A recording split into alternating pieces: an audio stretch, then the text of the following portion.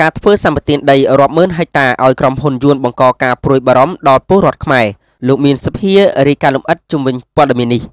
ក្រុមប្រឹក្សាពិបាលសាជីវកម្មអភិវឌ្ឍដំណាំកៅស៊ូរបស់យួនបានទទួលដីសម្បទានសេដ្ឋកិច្ចពីរដ្ឋាភិបាលកម្ពុជាជាង 10,000 ហិកតាដើម្បីស្រូបយកផលប្រយោជន៍សេដ្ឋកិច្ចពីប្រទេសកម្ពុជាខណៈដែលក្រុមហ៊ុនចិនមួយចំនួនកំពុងស្វះស្វែងរកដីសម្បទានសេដ្ឋកិច្ចពីរដ្ឋាភិបាលសម្រាប់វិនិយោគដំណាំកៅស៊ូប្រជែងជាមួយក្រុមហ៊ុនប្រទេសយួននិងសៀមសម្រាប់បំពេញសេចក្តីត្រូវការនៃវត្ថុធាតុដើមកៅស៊ូរាប់លានតោនក្នុងមួយឆ្នាំនៃឧស្សាហកម្មប្រទេសចិនក្រុមហ៊ុនយួនមួយបានចាប់ផ្ដើមការវិនិយោគដំណាំកៅស៊ូតាំងពីឆ្នាំ2008មកម្លេះសម្រាប់ដីសម្បទានដែលរដ្ឋាភិបាលកម្ពុជាផ្ដល់ឲ្យពួកគេរយៈពេល75ឆ្នាំដល់90ឆ្នាំហើយបញ្ហាសំខាន់នោះគឺក្រុមហ៊ុនយួនអាចនាំចូលកម្មករជនជាតិយួនមកបម្រើការងារតាមចំការកៅស៊ូទាំងនោះផងដែរដីសម្បទានដាំដើមកៅស៊ូរបស់ក្រុមហ៊ុនយួនមិនអនុញ្ញាតឲ្យប្រជាប្រដ្ឋខ្មែរធ្វើដំណើរឆ្លងកាត់ដោយសេរីទេហើយកម្មករយួនអាចបង្កើតកូនចៅច្រើនជំនាន់ក្នុងចំការកៅស៊ូទាំងនោះរយៈពេល90ឆ្នាំក្រុមហ៊ុនចំការកៅស៊ូដងណាយនិងដងហ្វូរបស់យួនបានចាប់ផ្ដើមដាំដើមកៅស៊ូកាលពីថ្ងៃទី19ខែមិថុនាឆ្នាំ2010នៅស្រុកសម្បូរខេត្តក្រចេះបន្ទាប់ពីក្រុមហ៊ុននេះទទួលបានដីសម្បទានសេដ្ឋកិច្ចពីរដ្ឋាភិបាលកម្ពុជាជាង 16,000 ហិកតាតាមការផ្សាយរបស់វិទ្យុជាតិយួនបានឲ្យដឹងថាក្រុមហ៊ុនទាំងពីរនេះក្រុងវិនិយោគដំណាំកៅស៊ូឲ្យបាន 2,000 ហិកតាក្នុងមួយឆ្នាំក្រុមហ៊ុនសម្បទានដាំដើមកៅស៊ូរបស់យួនផ្សេងទៀតកំពុងមានទំនាស់ជាមួយប្រជាប្រដ្ឋនៅមូលដ្ឋានដែលនៅទីបញ្ចប់អាជ្ញាធរមិនបានជួយសម្រុះសម្រួលដោះស្រាយគោលនយោបាយឬផ្ដល់សំណងចំពោះប្រជាប្រដ្ឋទេក្រៅពីការបណ្តេញចេញដោយបង្ខំនិងប្រើអំពើហិង្សាយ៉ាងអមនុស្សធម៌បំផុតក្រុមហ៊ុនយួនអាចស្រូបយកផលចំណេញច្រើនពីវិស័យឧស្សាហកម្មដំណាំកៅស៊ូហើយដោយសារនៅប្រទេសយួនគ្មានដីគ្រប់គ្រាន់ក្រុមហ៊ុនយួនបានស្វែងរកដីសម្បទានក្នុងប្រទេសកម្ពុជាប្រទេសឡាវនិងប្រទេសភូមាដើម្បីវិនិយោគដំណាំកៅស៊ូរបស់ខ្លួនការផ្ដល់ដីសម្បទានឲ្យក្រុមហ៊ុនយួនជាង 10,000 ហិកតាសម្រាប់វិនិយោគដំណាំកៅស៊ូធ្វើឲ្យក្រុមហ៊ុនមួយចំនួនរបស់ចិនក៏មានមហិច្ឆតាចង់បានដីសម្បទានសម្រាប់ដាំដំណាំកៅស៊ូនៅប្រទេសកម្ពុជាផងដែរប៉ុន្តែមិនទាន់មានការអះអាងអំពីគម្រោងផ្ដល់ដីសម្បទានដល់ក្រុមហ៊ុនចិនទាំងនោះទេ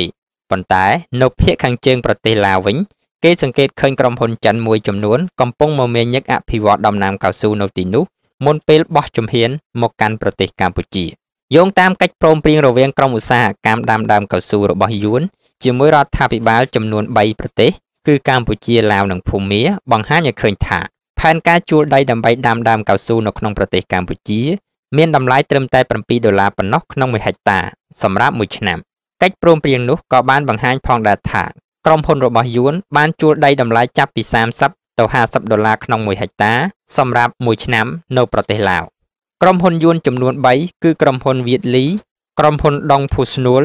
និងក្រុមហ៊ុនកៅស៊ូកន្ទុំទើបបានទទួលដីសម្បទានពីក្រសួងកសិកម្មរបស់កម្ពុជាចំនួន 21,000 ហិកតាថែមទៀតនៅខេត្តក្រចេះសម្រាប់ដាំដើមកៅស៊ូការផ្ដល់ដីឲ្យក្រុមហ៊ុនសម្បទានយួននេះធ្វើឡើងតាមរយៈការចុះអនុស្សរណៈកាលពីថ្ងៃទី22ខែកញ្ញាឆ្នាំ2009រវាងលោកច័ន្ទសរុនរដ្ឋមន្ត្រីក្រសួងកសិកម្មកម្ពុជានិងលោកកៅដឹកហ្វាតរដ្ឋមន្ត្រីក្រសួងកសិកម្មយួនដើម្បីបង្ក្រប់ការប្រគល់ដីឲ្យក្រុមហ៊ុនយួនចំនួន 10,000 ហិកតាការផ្ដល់ដីសម្បទានច្រើនម៉ឺនហិកតាឲ្យក្រុមហ៊ុនយួនទាំងនេះគឺជាកង្វល់របស់ជាតិខ្មែរព្រោះថាបើគេក្រឡេកមើលប្រវត្តិសាស្ត្រខ្មែរយួនកាលពីអតីតកាលនិងប្រវត្តិសាស្ត្រនាពេលថ្មីៗនេះឃើញថានយោបាយវាទីទឹកដីរបស់យួននៅតែបន្តដោយគ្រាន់តែផ្លាស់ប្ដូរយុទ្ធសាស្ត្រស្របតាមបរិបទសង្គមប៉ុន្តែបញ្ហារបស់ខ្មែរដែលរងគ្រោះដោយបរទេសឈ្លានពានគឺមានតែខ្មែរខ្លួនឯងប៉ុណ្ណោះទើបជាអ្នកផ្ដល់ដំណោះស្រាយប្រកបដោយប្រសិទ្ធភាពនោះគឺការបោះឆ្នោតជ្រើសរើសមេដឹកនាំដែលស្អាតស្អំនិងមិនជំពាក់គុណបរទេសដើម្បីដោះស្រាយបញ្ហាទាំងនេះនៅពេលដែលការបោះឆ្នោតឆ្នាំ2012និងឆ្នាំ2013បានមកដល់ខ្ញុំមានសភាពន្លឺភ្លើងទៀនភ្នំពេញ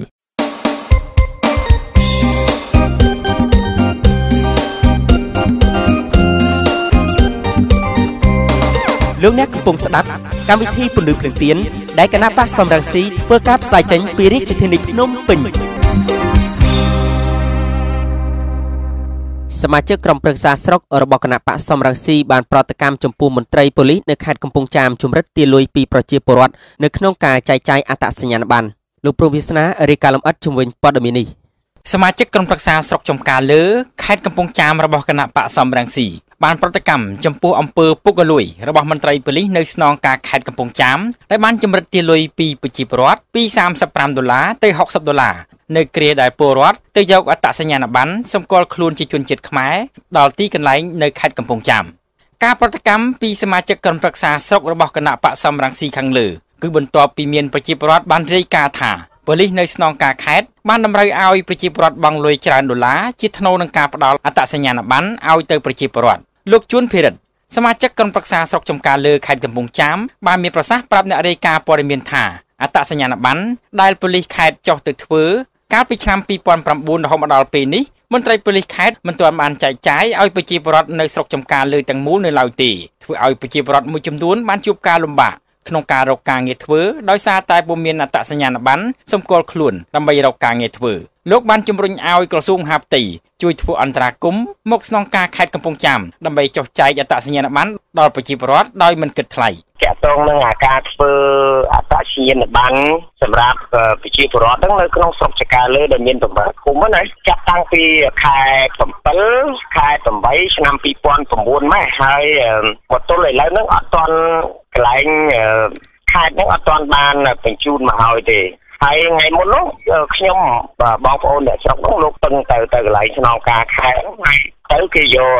$60ក្នុងម្នាក់ហើយនឹងបានស្គាល់ថាថតហើយតែគេអត់ទាន់ធ្វើឲ្យយើងហើយយើងប្រញាប់ដល់អញ្ចឹងទៅគេទៅយកពីយើង$60ហើយខ្ញុំជូនគេទៅពី3នាក់ហើយអញ្ចឹងបានថាសំណូមពរដល់រដ្ឋាភិបាលពិសេសក្រសួងមហាផ្ទៃនឹងសូមឲ្យជួយជំរុញមកកន្លែង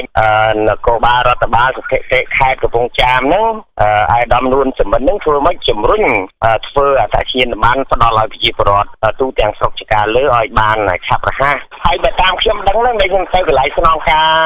ខេត្តហ្នឹងគឺនៅទាំងអស់ទាំង8ឃុំហ្នឹងទាំងឃុំលវាឃុំស្គឺស្វាយទៀបចកាដងតប្រុកគឺនៅកោទាំងអស់ហើយពេលណាដែលប្រជាពលរដ្ឋយើងត្រូវការកូនចៅទៅរោងចក្រសហគ្រាសដែលបញ្ជាក់ពីអត្តសញ្ញាណរបស់ខ្លួនហ្នឹងតែយើងត្រូវការគេត្រូវទារលុយពីយើង$50 $40អន់បំផុត$35សូមបញ្ជាក់ថាអំពើពុករលួយពីមន្ត្រីប៉ូលីសធ្វើអត្តសញ្ញាណប័ណ្ណគឺបានចាប់ផ្ដើមតាំងពីដើមទីយកលុយពីប្រជាពលរដ្ឋនៅតាមភូមិឃុំក្នុងម្នាក់ពី$20,000ទៅដល់$40,000ក្នុងការថតរូបនិងបំពេញប្រវត្តិរូបធ្វើអត្តសញ្ញាណប័ណ្ណហើយនៅពេលដែលមន្ត្រីប៉ូលីសធ្វើរួចហើយគេតម្រូវឲ្យប្រជាពលរដ្ឋបង់លុយជាច្រើនដុល្លារបន្ថែមទៀតដើម្បីបានអត្តសញ្ញាណប័ណ្ណយកមកប្រើប្រាស់កន្លងមកអង្គការសង្គមស៊ីវិលក៏ដូចជាគណៈបកប្រឆាំងបានចាត់ទុកថាការយកលុយពីប្រជាពលរដ្ឋថាជាអំពើពុករលួយរបស់សមត្ថកិច្ចប៉ូលីសគេនៅរងចាំមើលថាតើក្រុមប្រឹក្សាជាតិប្រឆាំងអំពើពុករលួយដែលរដ្ឋាភិបាលបានលើកបន្ទប់ឡើងកាលពីពេលថ្មីនេះអាចចាត់ការទៅលើមន្ត្រីពុករលួយបានទំហំប៉ុណ្ណា